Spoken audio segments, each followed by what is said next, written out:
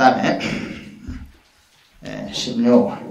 이건 원문만 소는 빼고 원문만 번역을 하고 해설을 해놓은 책입니다. 그래서 뭐 크게 보는데 딱딱하거나 이러지는 않는데, 옛날부터 이제 기실로는 깡깡귀신이라 해가지고 능경은 차돌능음이라고, 능경을 볼 때는 차돌과 같다, 차돌 깨문과 같다, 차돌능음이라 이런 말을 했고, 기실로는 깡깡귀신.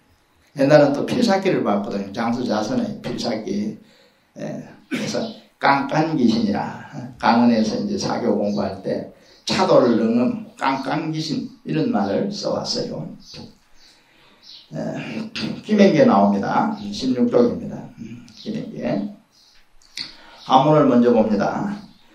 김행 진시방의 최성업 변지는데 중간에 토를 붙여봤어요. 최성업으로 변지하시며 생무에 자제하신 구세 대비자와 세상을 구원하는 대자 대비한 부처님 대비자와 급접속사 및 피신체상이신 그 몸의 본체에서 나타나는 모습 상인 법성진여의 무량공덕장과 여실수행 등 하옵나니, 이 욕령 중생으로 제의 사집하고 기 대성정신하야 불종부당권이다.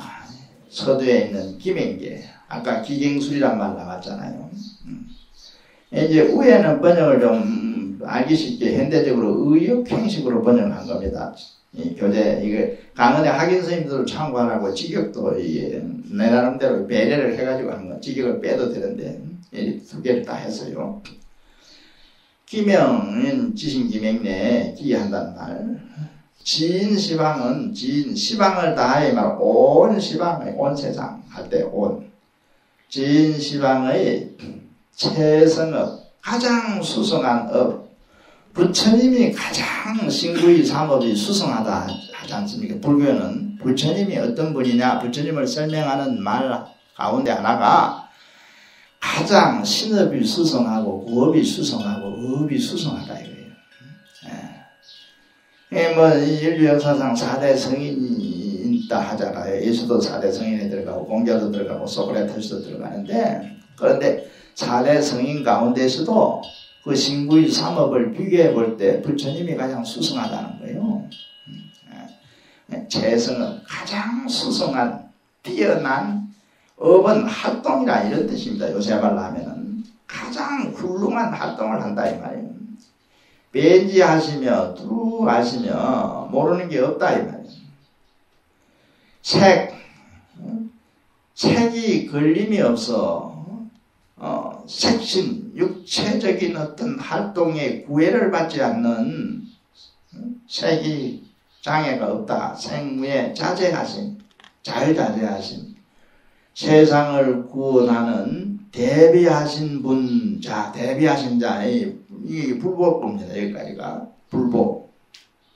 이 삼보에 이제 딱딱 배대를 해서 말하면 여기까지 불보고, 및 저 신체상인 저 부처님의 몸 자체와 그 모양 상이신 법성진여해의 법성진여바다의 무량공덕장가, 이거는 이제 행수소대로 된 건데, 이러면은 이 무량공덕장가까지가 이게 법보가 됩니다. 법성진여해의 무량공덕장가 여실 수행 등 하옵나니, 여실이 수행하는 이들 이런 뜻이 여실 수행 등 이거 성보가 돼요. 그런데 이제 이 소를 보면은 원어스님 소 해동소에는 이 무량공덕장을 여실 수행하고 같이 붙어서 무량공덕 앞에다 토를 붙여요. 법성진여해와 무량공덕장인 여실 수행 등 하옵니다. 우리 대학원에서는 항상 이 두 양서를 아주 비교해가지고 좀 깊이 봅니다.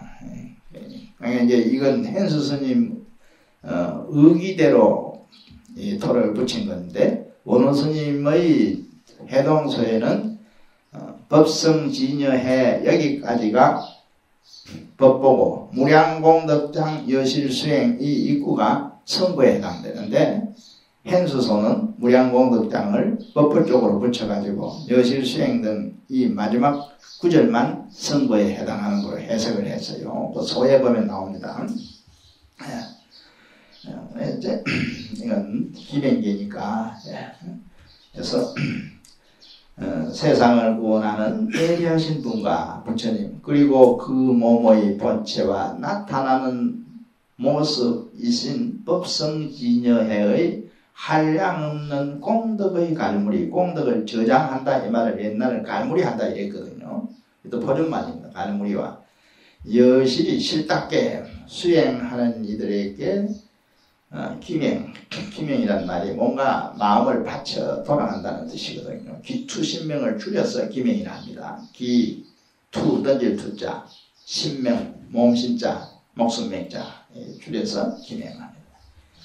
다음 말이 이 용맹중생으로 중생으로 하여금 의심을 제거하고 그릇된 집착, 사집을 버리고 대성정신 기하여 대성의 바른 믿음을 일으켜서 부처의 종자가 혹은 끊어지지 않게 하려 하는 연고입니다. 연고가 저는 만세기도 되질 때는 중생들로 하여금 의심을 제거하고 대성에 대한 의심, 그릇된 집착을 버리고 바른 믿음을 일으켜서 부처의 종자가 살아나도록 하기 위해서 끊어지지 않게 하려고 논을 짓겠다 하는 겁니다. 근데 이제 지금은 안 봐도 될 것 같습니다. 해설 보면은 기맹계라고도 하는 기행수리의 내용은 논을 지은 논주가 만행보살을 논주 주인공 주 이럽니다. 불법성 삼보에 기하면서 논을 짓는 뜻을 서술하고 있다. 기맹이란 기라는 말과 같은 뜻인데 돌아가 의지한다는 말로 범의 나모라 신문장 못해 나모라 단나다라 나모라가 이게 남았습니다. 음이 조금 달라요. 그리고 우리 나무함이 다불 나무가 아니에요. 나모라는 말도 있습니다. 인도 보신 분 스님들 인도 사람들 인사도 나마스테 이러잖아요. 나마스테 안녕하십니까 나마스테거든요. 나마스 어원이 이 나마스. 그러니까 인사말 치고는 뜻이 참 좋아요. 나마스 기여한다 여기서는. 근데 어원을 놓고 뜻풀이를 해보면은 인사말이 나 당신과 사이좋게 지내고 싶다 이런 뜻이래요. 그 인사말 항상 사이좋게 지냅시다. 나 당신을 존경한다 이런 뜻 얼마나 좋아요.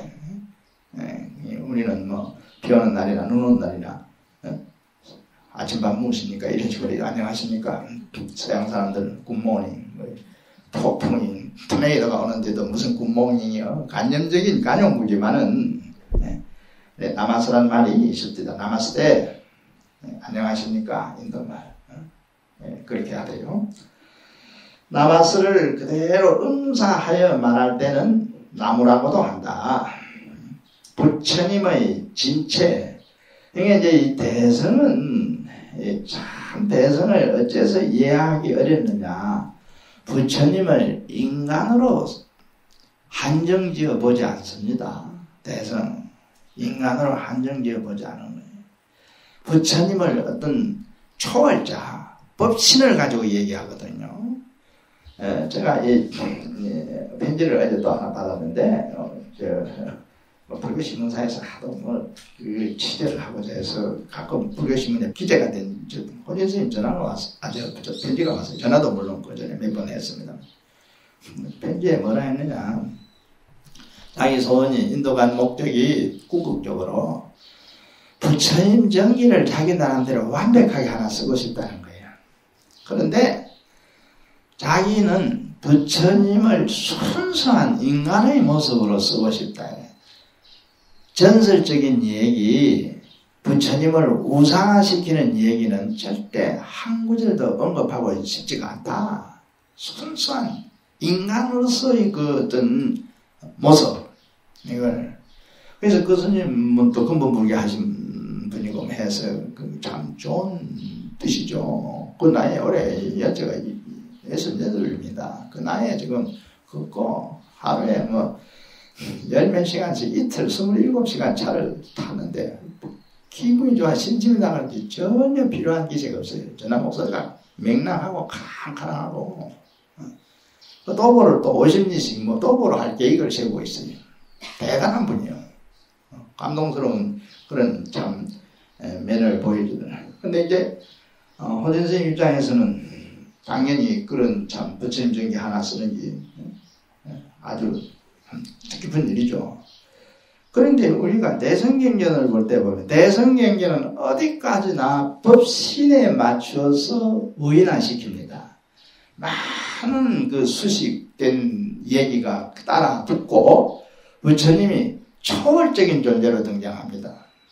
인간이 인간 이상의 그 안경 같은 데 스님들 보았지만 안경에 부처님이 아프다고 설법 사양하고 아란을 시키는 경우도 있고 사리부를 내 오늘 몸이 좀 피곤하니 쉽게 말해서 내 오늘 몸이 좀 피곤하니 네가 가서 좀 설법해라 이러는 장면 간간히 나옵니다. 안경에서는 인간적인 모습이죠. 대성경전에 어디 그런 게 나와요.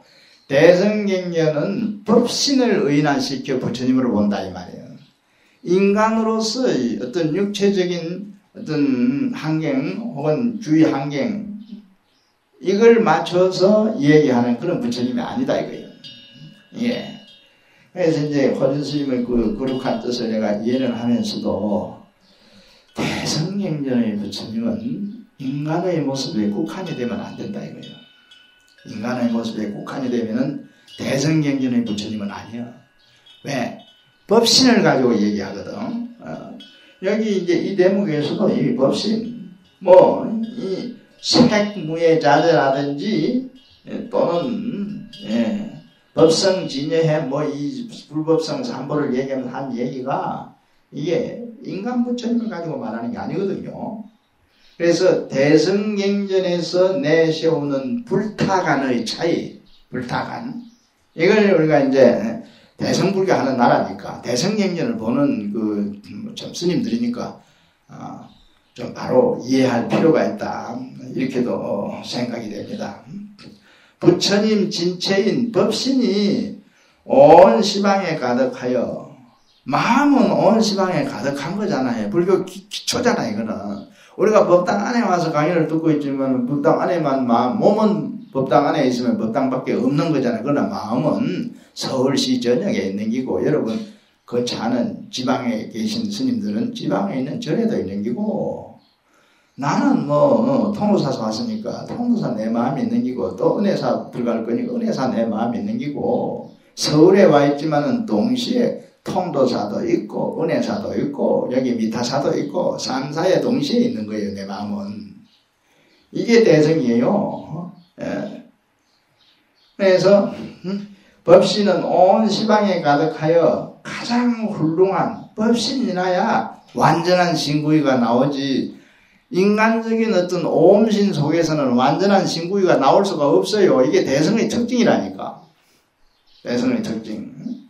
가장 훌륭한 신구이 삼업을 가졌으므로 최성업이라 한다. 가장 수성한 뛰어난 활동, 행위 이런 뜻인데 이는 가장 빼어나고 훌륭한 일을 한다는 뜻이다. 이 세상에서 가장 훌륭한 일을 하는 분이 부처님이다. 이 기맹삼보의 문장을 의역한 번역은 이렇게 보여있기도 이거는 아마 일본에서 스키다이세증가 이분이 영역을 하면서 이렇게 표현한 걸 우리나라 고 이기영 박사가 번역한 걸 이걸 참고해 인용한 겁니다. 기실론 이 기맹계를 목숨을 들어 돌아가나이다. 언제 어디 있으나 가장 훌륭한 일을 하시면 이게 이제 우문 형식으로 두루 모르는 바 없이 다 아시면 서양에서는 신이 전지전능하다는 말을 하잖아요. 불교에서도 부처님은 일체지다. 일체지를 갖춘, 일체를 아는 지혜를 갖춘 어른이다. 이렇게 말하죠. 뭐 도정지가 있고 여러 가지, 또 지혜도 이제 근본지, 후덕지, 열이지, 열양지, 이지, 사지, 짝을 구별해가지고 여러 가지로 설명합니다. 그 인간성 자유자재하시고, 수행이라는 것은 인간성 성숙시키는 게 수행입니다. 우리가 스님이라는 신분에서 어떤 장애가 일어나가지고 내 인간성에 어떤 결함이 나타나면 그건 수행의 허물이 되는 거죠. 세상을 구하고자 큰 자비를 베푸시는 자이시여 감탄하는 이런 말로 느낌표를 이렇게 붙여요. 세상을 구하고자 큰 자비를 베푸는 자이시여 목숨을 들어 돌아가나이다. 그 지혜롭고 자비로운 자의 몸이여 그 몸의 모습이여 피신체상을 번역한 거죠. 참되고 영원한 저 바다와 같은 진리여 목숨을 들어 돌아가나이다. 헤아릴 수 없이 많은功德의 씨앗이여 있는 그대로 그리고 모든 것 속에서 생활하는 살아가는 이런 뜻인데 뭐 살아가는 해도 좋겠죠. 그 숱한 수많은 구도자들이여 성보 얘기. 가히 삼보에 대한 신심의 극치를 표현한 말이다.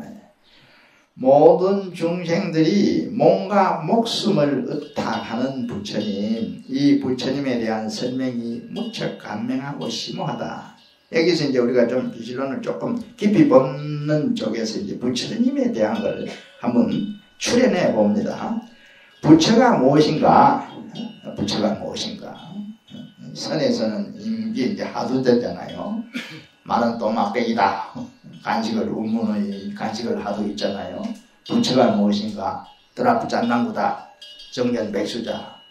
중국 특유의 그 어떤 공안으로서 불교를 이제 부처님의 깨달음의 경지를 터득하려 하는 방법.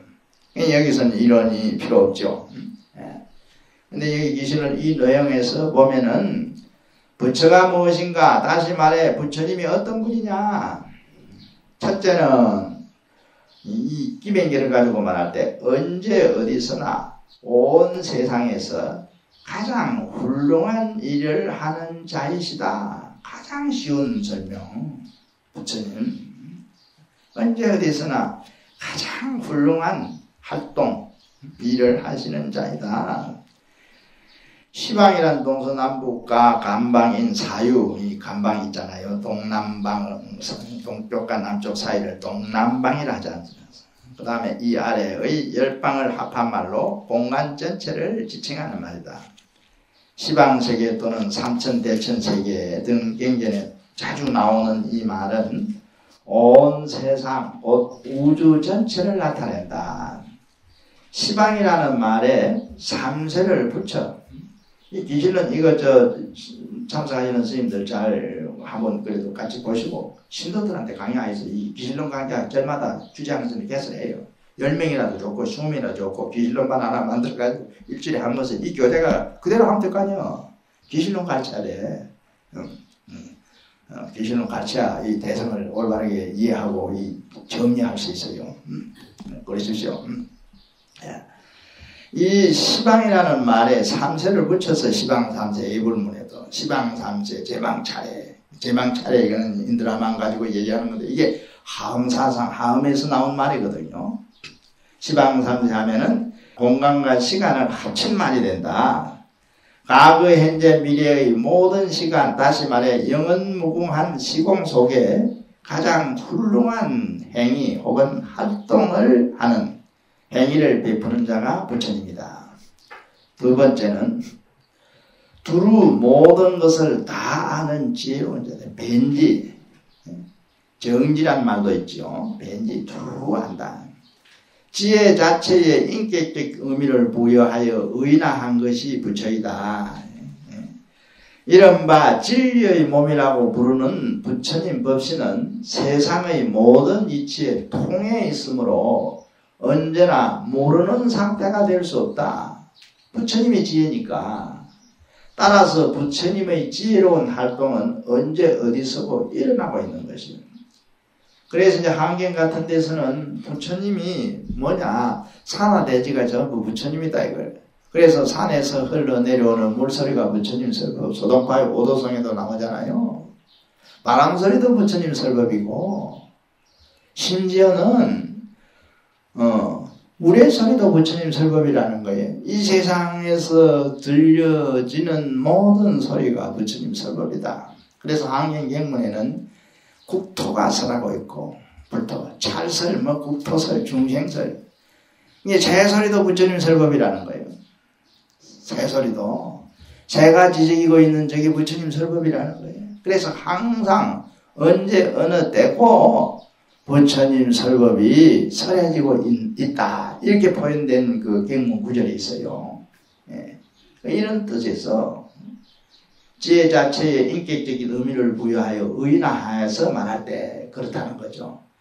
이른바 진리의 몸이라고 부르는 부처님 법신은 세상의 모든 이치에 통해 있으므로 언제나 모르는 상태가 될 수 없다. 따라서 부처님의 지혜로운 활동은 언제 어디서고 일어나고 있는 것이다. 대성육경 참회 같은 데도 원어스님 글인데, 중생이 부처님 설법을 못 듣는다. 왜 그러느냐? 눈이 없어서 그러냐? 귀가 없어서 그러냐? 이런 말이 나오잖아요.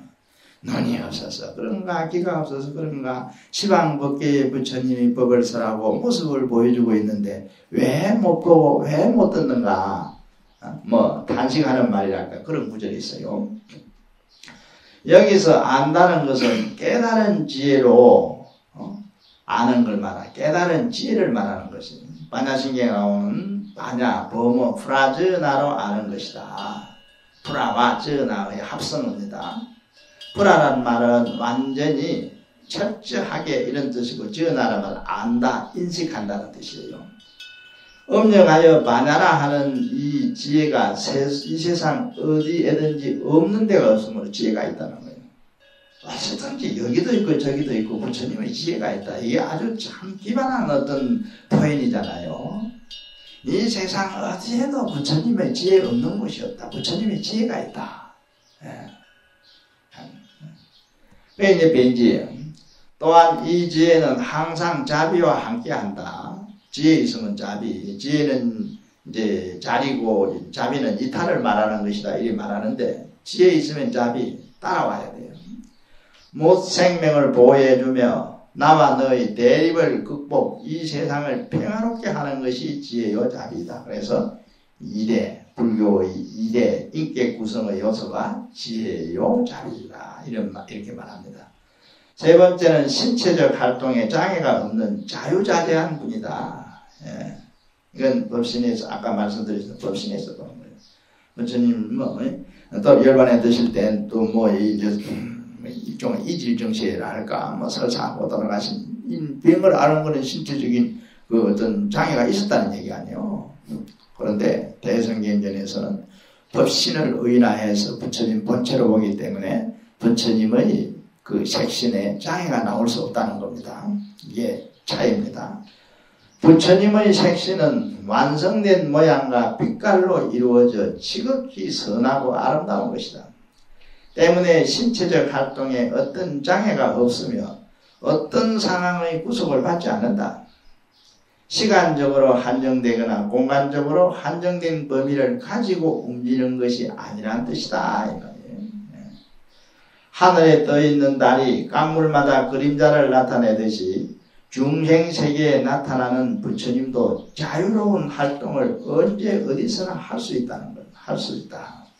네 번째가 이제 세상을 구원해주는 대자비의 주인공이시다.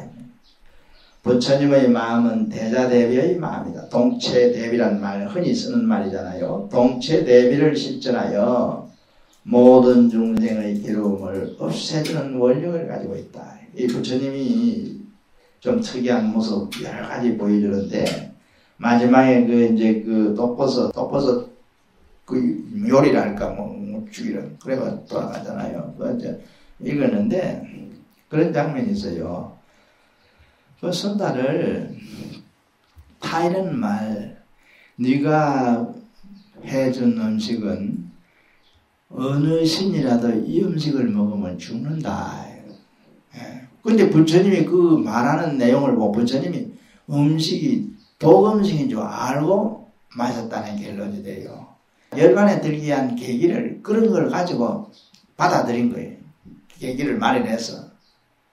바이살리에서 마지막 안거를 하고 나서 부처님이 구시나가라로 떠날 때 안개에 보면은 그 바이살리가 유마의 고장으로 알려져 있는 그 바이살리야. 좀 아름다운 곳이었다고 알려져 있는데 코끼리가 고개를 돌려 돌아보듯이 돌아보면서 하나나 내가 저 아름다운 바이살리 경치를 보는 것이 이것이 마지막이었구나 이 말을 하잖아요.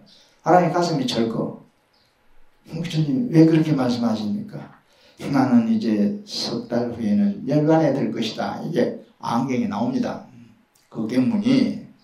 그래 이제 그 당신은 이미 3개월 전에 열반에 들기라 예언했어요. 그래 이제 그 마지막 최후의 공양을 받으면서 막 요새 말하면 뭐 배탈난 정세를 보이잖아요. 그러다 열반에 들었거든. 그러면서 그 보면은 선다에게 네가 해준 음식은 이 세상 어느 신이 먹어도 살아날 수가 없는 음식이다. 그 선다는 그걸 모르고 해줬거든. 그래가 선자가 엉엉 울잖아요. 그러니까 괜찮다 말하는 괜찮다. 나는 이미 열반에 들기로 맘먹었다 이거예요. 앞으로. 그래 이제 다른 사람. 그래서 그 오히려 선다의 음식이 독음식이라는 걸 알고도 마셨다는 뜻을 그 얘기에 나타내 보이고 있어요. 그래서 선다가 어쩔 줄은 모르고 자기가 잘못 음식을 올려가지고 부처님 돌아가게 했으니까 우애를 막급이지. 그래가 부처님은 대자대회 일러주. 근데 기독교에서 나오는 예수 얘기를 보면은 가룟 유다가 한때 배신했잖아요. 최후의 만찬이 있잖아요. 그 최후의 만찬. 12제자들하고 최후의 만찬 할 때 예수는 한때 자기를 배신했던 그때 유다는 회개를 했습니다. 기독교 말은 회개 아니면 회개를 해가지고 정말 뉘우치고 있었어요. 그런데 예수가 다른 제자들을 발을 다 일일이 손수 씻어주면서 한때 배신했던 유다를 예면해버립니다. 발을 안 씻어줘요. 자기만 딱 왕따를 제시켜놓는 거예요.